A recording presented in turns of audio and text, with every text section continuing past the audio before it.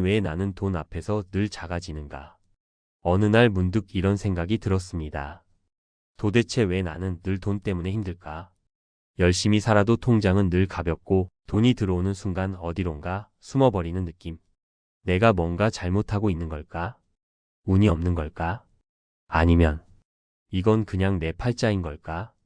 혹시 당신도 그런 날들이 있으셨나요? 아침에 일어나 계좌를 확인하는 순간 한숨부터 나오고 남들은 집도 사고 차도 바꾸는데 나는 왜 제자리 걸음인가 싶고 같은 노력을 했는데도 결과는 늘 엇갈리는 삶. 그럴 때 우리는 묻습니다. 왜 나는 이렇게 재물이 안 붙을까? 내 삶에 뭔가 막힌 건 아닐까? 사실 재물은 단순히 숫자나 경제력의 문제가 아닙니다. 그건 우리가 살아온 마음의 패턴, 말과 행동, 그리고 깊숙한 내면의 기운과도 연결되어 있습니다. 부처님께서는 말씀하셨습니다. 재물 또한 인연이니 그 인연이 맺히지 않으면 복은 그대 곁에 머무르지 않느니라. 그 인연을 가로막는 것이 무엇일까요? 바로 우리가 알지 못했던 10가지의 마음의 업입니다. 탐욕, 질투, 자포자기, 무심함, 그리고 말 한마디. 어쩌면 무의식적으로 반복해온 이 업들이 복의 문을 닫아버렸는지도 모릅니다. 오늘 이 이야기들은 단순한 종교적 교리가 아닙니다. 누구나 겪는 삶의 고비 앞에서 조용히 마음을 들여다볼 수 있는 작은 불빛, 아니 마음을 비추는 불꽃이 되어줄 것입니다. 지금부터 들려드릴 이야기는 재물을 쫓는 법이 아니라 재물이 자연스럽게 머무는 마음의 자리를 만드는 길입니다. 그 여정의 시작을 함께 걸어가 보겠습니다. 당신의 삶에 다시 복의 흐름이 깨어나는 자리, 바로 비움의 길입니다. 첫 번째 업, 탐욕, 끝없이 바라는 마음. 한 제자가 부처님께 찾아왔습니다. 부처님, 저는 정직하게 일하고 열심히 사는데 왜 돈이 모이지 않고 삶이 늘 팍팍한 걸까요? 부처님은 조용히 그를 바라보시며 물으셨습니다. 그대는 지금 가진 것을 복이라 여기고 있는가? 아니면 더 있어야 한다고 불평하고 있는가? 그 제자는 대답하지 못했습니다. 그는 자신이 가진 것에 만족하기보다 늘 부족함을 느끼며 남의 것을 부러워했던 자신의 마음을 그제야 깨달았습니다. 탐욕은 끝없이 더 가지려는 마음입니다. 있음에 감사하기보다 없음에 초점을 맞추는 마음이죠. 하지만 부처님께서는 말씀하셨습니다. 탐하는 자는 복을 멀리하고 감사하는 자는 복이 그 곁에 머무르느니라. 재물은 탐욕의 마음 위에 머물지 않습니다. 그 마음은 불안정하고 끊임없이 결핍을 느끼기 때문입니다. 하지만 지금 이 순간 내가 가진 것에 작은 감사 한마디를 올릴 수 있다면 그것이 바로 복을 부르는 시작입니다. 두 번째 업, 무의식적 소비, 감사 없는 지출. 돈이 들어오긴 하는데 통장을 보면 남는 것이 없습니다. 한 신도가 말했습니다. 스님, 저는 수입이 나쁘지 않은데 항상 돈이 부족합니다. 이상하죠? 스님은 웃으며 물었습니다. 그대는 돈을 쓸 때 마음으로 고마움을 느끼는가? 한 번이라도 이 돈이 좋은 인연이 되기를 기도해 본 적이 있는가? 그 신도는 조용히 고개를 숙였습니다. 무심히 습관적으로 써버린 돈. 그 돈은 복이 머무르지 않는 지출이었습니다. 부처님은 말씀하셨습니다. 감사 없이 쓰는 재물은 복이 빠져나가고 감사로 쓰는 재물은 다시 인연이 되어 돌아오느니라. 의식 없는 소비, 충동적인 지출, 남의 눈치를 보고 따라가는 허영의 지출은 모두 재물의 통로를 막는 또 하나의 업입니다. 다음번에 지출할 때는 이렇게 마음속으로 기도해 보세요. 이 돈이 좋은 곳에 닿기를, 누군가의 삶을 밝히는 인연이 되기를. 이 작은 정성이 바로 복을 새는 구멍을 막는 첫 걸음입니다. 세 번째 업, 불평, 불만의 말이 복을 닫는다. 왜 나는 항상 일이 이렇게 안 풀리는 걸까요? 저 사람은 쉽게 돈도 벌고 운도 좋은데 왜 나는 노력해도 이 모양일까요? 이런 말들 무심코 내뱉은 적 없으신가요? 한 노신도가 기도하던 중 혼잣말로 중얼거렸습니다. 정말 나는 복도 없는 사람인가 봐. 왜 이렇게 인생 힘들지? 그 모습을 지켜보던 스님이 다가와 말했습니다. 그대가 방금 한 그 말이 지금 그대의 인생을 만든 말이오. 부처님께서는 이렇게 말씀하셨습니다. 불평은 업의 말이며 그 말은 복의 문을 닫느니라. 불만은 복을 쫓아냅니다. 감사는 복을 불러옵니다. 자신의 상황을 자꾸 원망하고 남과 비교하며 마음속에 쌓아놓은 불만들이 결국은 재물의 흐름을 끊고 있는 것입니다. 오늘도 이렇게 살 수 있음에 감사합니다. 비록 부족하지만 이 또한 배움입니다.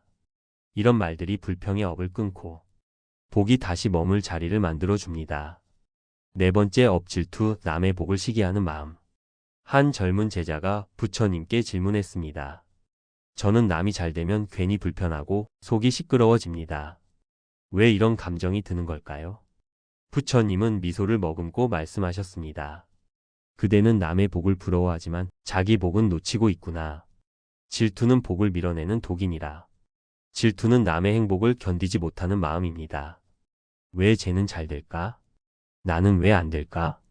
이런 마음은 나 자신을 작아지게 만들고 내 안의 기운을 어둡게 물들입니다. 반대로 남의 기쁨을 진심으로 축하해 줄 수 있다면 그 기운이 나에게도 흘러들어오기 시작합니다. 남의 복을 함께 기뻐하는 자는 그 복을 나누어 가지게 되며 질투하는 자는 그 복조차 밀어내느니라. 오늘 누군가에게 정말 잘 됐네. 축하해. 라는 말을 진심으로 해보세요. 그 순간부터 복은 당신의 곁에 다시 머물기 시작할 것입니다. 다섯 번째 업게으름, 복이 쉬어가지 못하는 마음. 내일부터 해야지. 오늘은 그냥 쉬자. 이 정도면 괜찮겠지.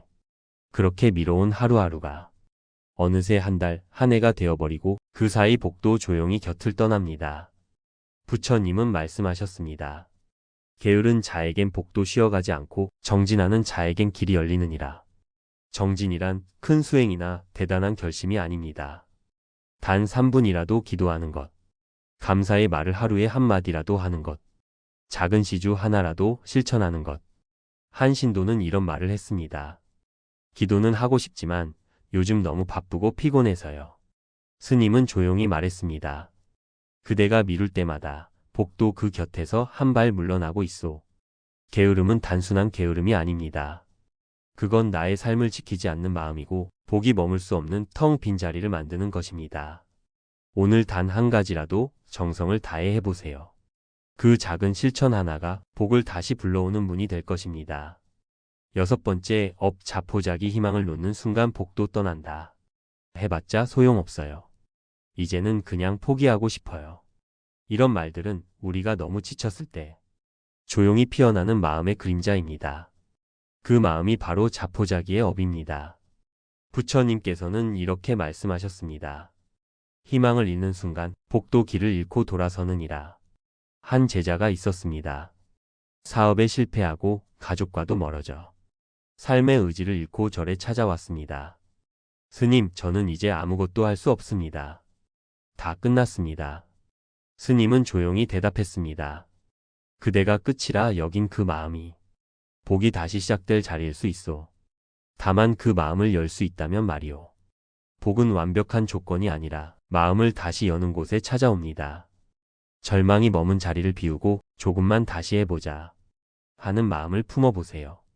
그 마음 하나가 다시 재물을 불러오는 첫 단추가 될 것입니다. 일곱 번째 업, 무심함, 남의 복을 가볍게 여기는 마음. 한 신도가 있었습니다.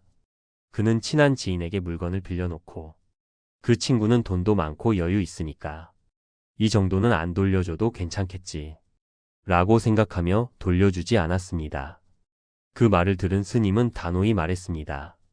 그대가 가볍게 여긴 건 그 사람의 물건이 아니라 그대 자신의 복이요. 부처님은 말씀하셨습니다. 타인의 복을 소홀히 여기는 자는 자신의 복도 가볍게 흘러가느니라. 돈이 많든 적든 상대가 누구든 그 사람이 가진 것을 존중하는 마음, 그 인연을 귀하게 여기는 태도, 그것이 복을 키우는 근본입니다. 남의 시간을 허투루 대하거나 남의 도움을 당연하게 여기거나 남의 것을 쉽게 여기는 무심함은 복이 머물 수 없는 빈자리를 만들게 됩니다. 오늘부터는 누군가의 도움을 받을 때 정말 감사합니다. 라는 말을 더 자주 건네보세요. 그 말 한마디가 당신의 복을 다시 무겁게 만들 수 있습니다. 여덟 번째 업말의 업, 내가 뱉은 말이 팔자가 된다. 난 원래 돈복이 없어. 돈 얘기만 하면 속이 불편해. 그렇게 번다고 뭐해. 이런 말들 무심히 자주 하게 되죠.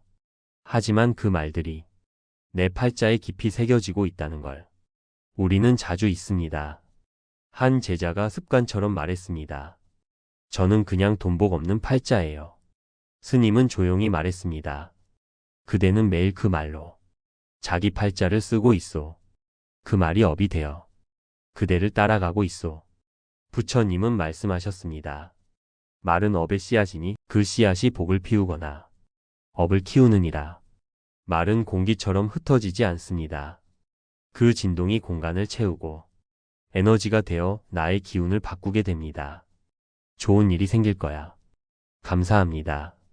덕분이에요. 나는 복이 들어올 준비가 되어 있어. 이런 말들이 바로 복을 부르는 기도입니다. 그리고 그 기도를 제일 먼저 듣는 이는 다름 아닌 나 자신입니다.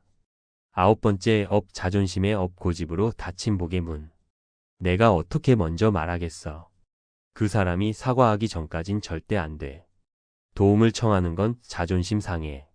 자존심은 때로 우리를 지켜주는 방패처럼 느껴집니다.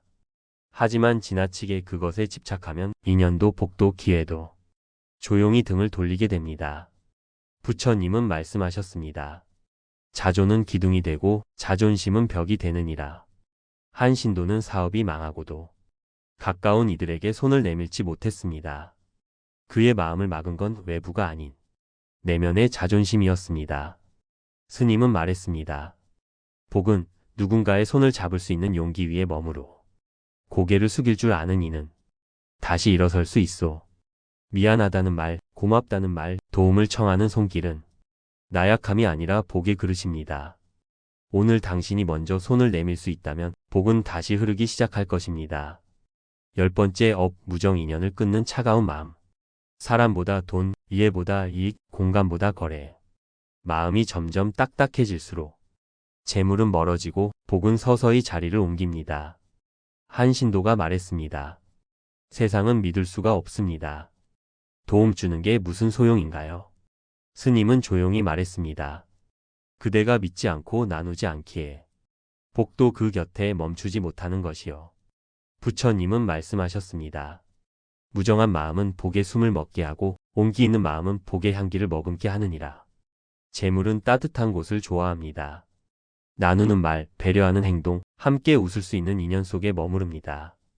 누군가에게 작은 선물 하나를 건네는 일, 가벼운 칭찬 한마디를 전하는 일. 그게 바로 재물의 문을 다시 여는 일입니다. 복은 마음의 그릇을 따라 흐른다.